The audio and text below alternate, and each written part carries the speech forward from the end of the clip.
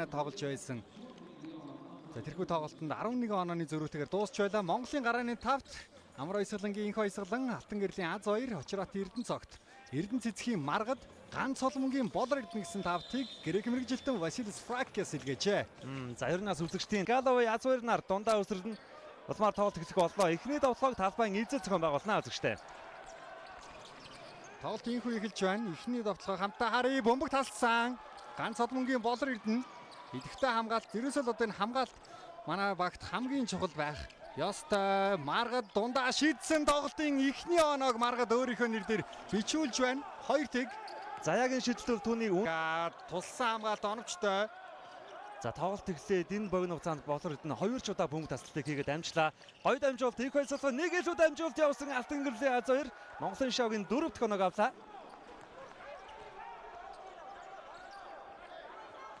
За Круз. За одоо нөгөө гарааны холбогч нь эзэг байгаа учраас Круз ингээд бөмбөгтэй их тоглох шаардлага гарч байна те. Жерико Крузийн дамжуулалт дахиад оновчгүй болсон Маргад хурдан тоглоонд 1-1 тоглолтын дээр Маргад ур чадвар өндөрөө гэдгийг өмнөх гар идэвхтэй байна. Аз 2. За ерцэн төвийн тоглолчийг нь аваад гарчлаа Болор Эрдэнэ. Дамжуулалт Маргад 3-аас шийдсэн Маргадын шийдэлт 2 давтлаад 2 дахь давталгаагаа оновчтой болгож байна энэ тоглолтод. За энэ залуухан тоглогч гэж амжсан шүү дээ. Тэгсэн. Сая тэгээ Болор Эрдэнэ ямар ухаалаг дамжуулалт байгаа. За Галавей залсан Росс энэ цэгээс нэг хийцэндээ 2 дараас нь шийдэл амжилтгүй Маргадын самбар хурдаараа боломжийг үүсгэх гээд хичээж байгаа. Аз 2 Эрдэнэцогт залсан Маргад Росси Сэргэнэславад орсон Эрдэнэцогт жоохон цай гаргахт нь шийдсэн Эрдэнэцогт тооны харьцааг 14 дээр тэнцвэрлээ. Очроатын Эрдэнэцогтыг ингэж сул шийдүүлж болохгүй гэдгийг юу юунаас хэлээд Японы нэг нэртэй. Тэр нь бол Симон гэдэг нэрээр л яваад байгаа. За 17-14 Эрдэнэцогт дохиод аргалцсан дундаас сувсул гараад ирсэн. За 4 удаа бөмбөг алдсан, Бэлгүүн 6 удаа алдсан. Үлзээ орших 4 гээд ерөөсөө нэг 4 тоглогч бараг тэр 20 бөмбөг алдтыг хийцэнгээсээ тоглоно. За Бэлгүүний гоё дамжуулалт байна. Маргад голоор гүйцсэн. Габриэл нэг илүү дамжуул дахиад өөрөө авлаа. Дундын шийдэл дамжлаггүй. За Бэлгүүний гарыг дагуулж идэх гэдэг тийм амархан байхгүй. Ууган Баяр. Бишрэлт Металл багийн ахлагч Ууган Баяр ээлжид нэг сайн удирлаа. Хүнсний дээлэгт үргэлжлүүлж байгаа. Бас л MVP-ийн хэмжээнд хүртэл яригдаад байгаа. Тэр ч утгаараа шгшээ огтаа дуудсан Эрдэнэцогт дамжуулалт задлсан Маргад тоглоонд 3 секунд. Маргад хурдан байна. Ямар хурдан юм бэ?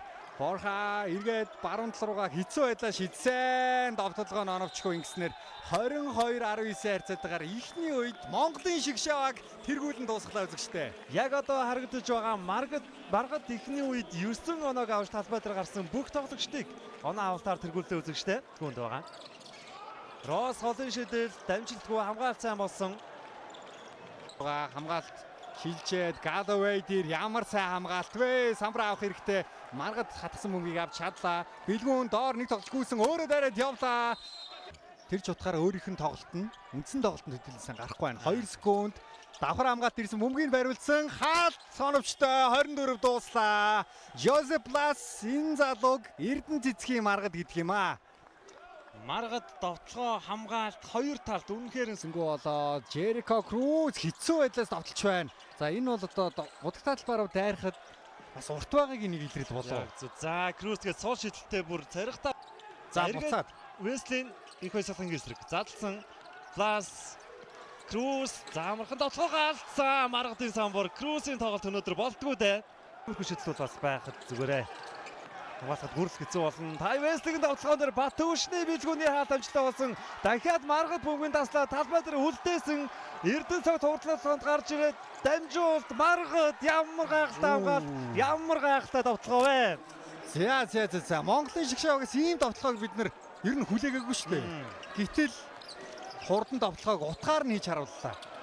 Тоглолтын хэмнэлийг магадгүй бүрэн Монголын тал руу шилжүүлэх гэхээр хэмжээний хамгаалт довтлогоо байлаа шүү дээ сая бол. Маргадын ээлжид нэгэн самбар. Веслигийн алдаа Гомын багийн 4 дахь алдаа үзэгчтэй. Маш их 4 алдаа. За энэ хараа. Энэ ерөөсөө би энийг л хэлээд байгаа юм. Энэ нь бол гайхалтай.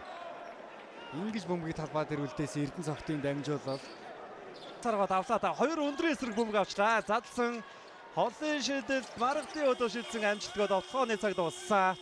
За шууд тоглолтыг явуулж байгаа юм байна. Маргад өөрөө довтлсон үнэхээр зөрөгтэй юм аа. Маргадад эргэлзээ гэж огтхон чалга. Бэлгүүн задлсан бөмбөг шилжсээр Болрогдно задлаад Маргад 3-аас шидсэн оновчтой.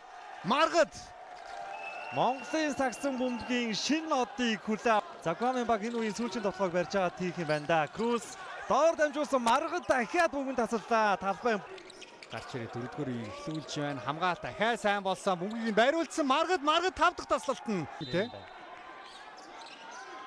За их байсуулан судрах юм байна. Сударсан шидэлтэн амжилттай болсон. Сэлчгээр Весли Дөлгөөний хамгаалалт бөмбөгийг багтаа болоод ирсэн. Ямар нэг алдаа байхгүй. Муу үрдэн биш. Мэдээж бид хожиж чадсан уу гэж чадсан. Гэхдээ хөссөн үрдөнгөө авахд ганцхан оноо. Нэг оноо ямар чухал байдаг вэ гэдгийг бид энэ тоглолтоос бас ойлгож штеп. Гами эсрэг 2 тоглолтод яг төгсгөлд нэг жижиг 2 алдаа гарлаа шүү те. Гамтайс хамгийн ихний тоглолтод экватор бөмбөг алдаа зүрч рүү салан шилт амжилттай болгож байсан бол сая 12-оос дээш оноогоор хожлоо. Ер нь бол халаасцсан байлаа. За. Ингээд гайхалтай тоглолтыг үзүүлсэн Монголын шгшаагда бид талархал илэрхийлэх хэрэгтэй баг.